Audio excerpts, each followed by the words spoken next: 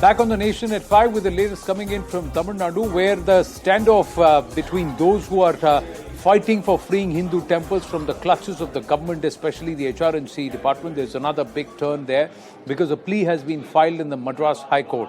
This petitioner, the petitioner T.R. Ramesh, has filed a fresh affidavit before the Madras High Court upon advice of the division bench of the same Madras High Court.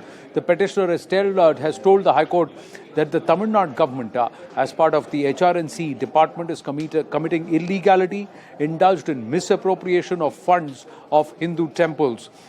We have with us T.R. Ramesh, the president of the Temple Worshippers Society.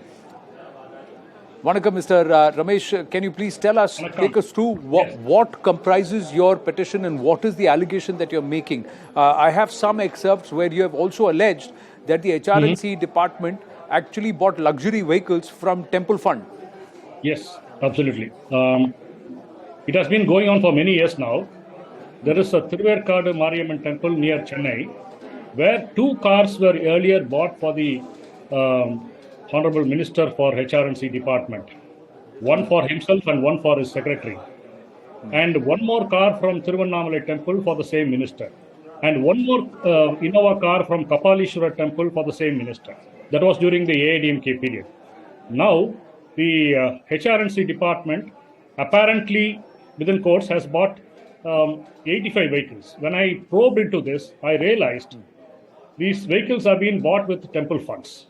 For example, the Thiruvannamalai Arunachaleshwara temple has bought 4 Bolero SUVs, saying that the financial position of the temple is good, so we are buying 4 vehicles. And Madurai Meenakshi Sundareswara temple has bought a Innova Krista, the top-end vehicle, for 30 plus lakhs, saying that we want to oversee the protection of Kumkum. We want to go see the temple lands which have been leased to tillers, as if the tillers won't pay the annual dues unless you come in a Innova Krista. And this is bought for 30 lakh rupees. Again, the Swamimalai Swaminath Swami temple has bought 1 Bolero Jeep for itself and 1 for the regional joint commissioner. These are like 85 vehicles. The HRNC needs to clarify why they are buying vehicles with the temple funds when they are taking 12% as administration cost and 4% as audit fee, 16% of the total income of the temples. That is just one aspect of misappropriation of temple funds. You have also alleged illegality with impunity, if I can quote your petition. Yes. Because what is this illegality? As their own money. Sorry, Anand, I didn't get you. You said you have cited the fact that they are committing illegalities with impunity, including misappropriation. So what are the other kind of illegalities that they are committing? Okay, now you would agree with me that the regional office of the HRNC department in various regions, they are necessarily government buildings. Yes. Now, why does this government take the property of temples and building government offices there with the temple money? For example, they have built a regional joint commissioner office in Meenakshi Sundareswara's temple land with money taken from 5 temples. And to bypass government order being passed here, they have kept the amounts below 1 crore rupees, 99 lakhs. Then they added another expense, which is 40 lakhs. Then they added another expense, which is 25 lakhs. These kind of things have been done in Trichy, in Madurai, in Mayiladurai. All these places belong to the temples. The monies belong to the various different temples. Government offices are being constructed with temple monies. And the most shocking part is not a single rupee rent is being paid from these properties to the respective temples. So not a single amount of rent is being paid. It is temple land on which you are saying government offices are being built, and these government officials, and including ministers in the government, are using temple funds, Hindu temple funds, for their own luxury. They are buying cars for their own use, but it is stated that it is for monitoring and supervision.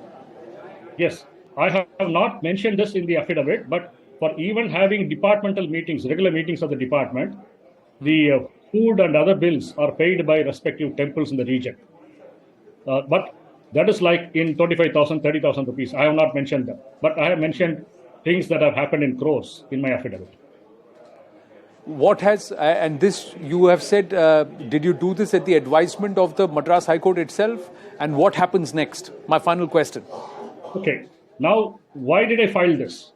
I had filed an public interest litigation in November 2021, alleging that the government is building secular colleges without religious instruction using temple funds. Number one, the Kapalishwara temple has to fund a college which is being built in Kolattur, the constituency of the Honorable Chief Minister, Mr. Stalin.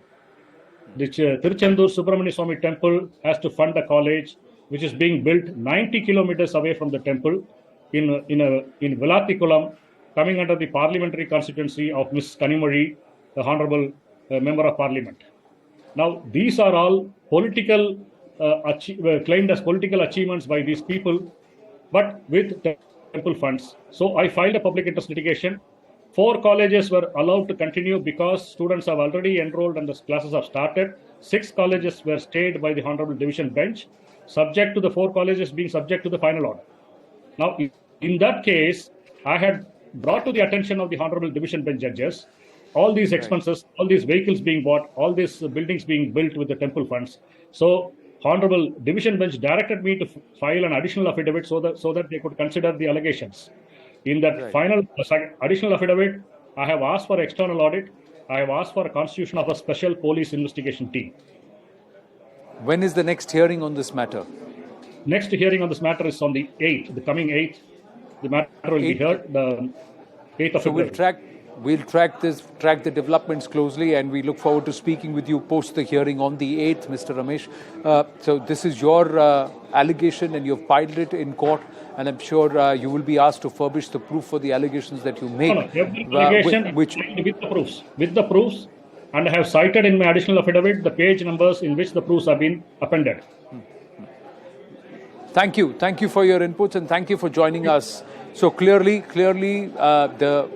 the fight to free Hindu temples by those who allege that temple funds are being misused, and deliberately so, by netas and government.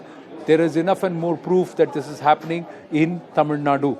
That's what is being alleged. We will quickly stay with Tamil Nadu, but move to the political aspect of it, where there is huge infighting within the AIADMK ranks, with both EPS Edappadi Palaniswamy and O. Paneerselvam at loggerheads. The battle between the two has intensified just ahead of the Erode Assembly by-polls. After Edappadi Palaniswamy announced a candidate for the ensuing by-election, expelled leader, former Tamil Nadu Chief Minister O. Paneerselvam has also fielded a candidate in the name of the party. While OPS faction candidate Senthil Murugan has no political background, EPS has given the ticket to a veteran, K.S. Tennarasu. K.S. Tennarasu is a 2-time former MLA from Erode East, having won in 2001 and 2016. Both the factions announced their candidate a day after Tamil Nadu BJP President K. Annamalai said the party is not keen in contesting the by-poll and that their focus is the 2024 Lok Sabha elections. Remember, the Supreme Court is also expected to hear this matter on Friday.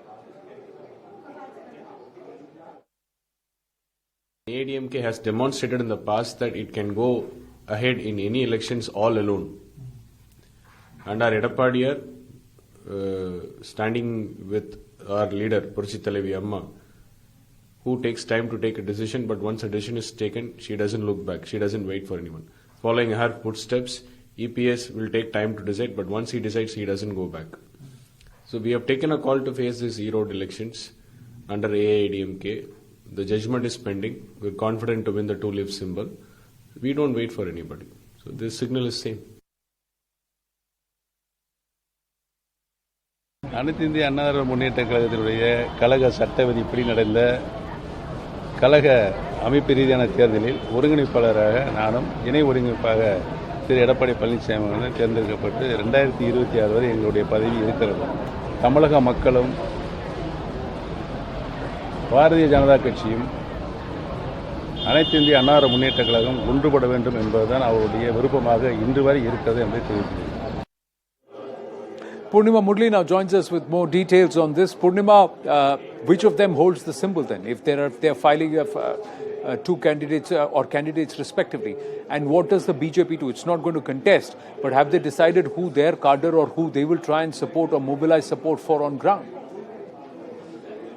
Well, sources from the BJP say that whoever gets the two-lead symbol, the support will go to that particular camp, whether it's the EPS or the OPS camp.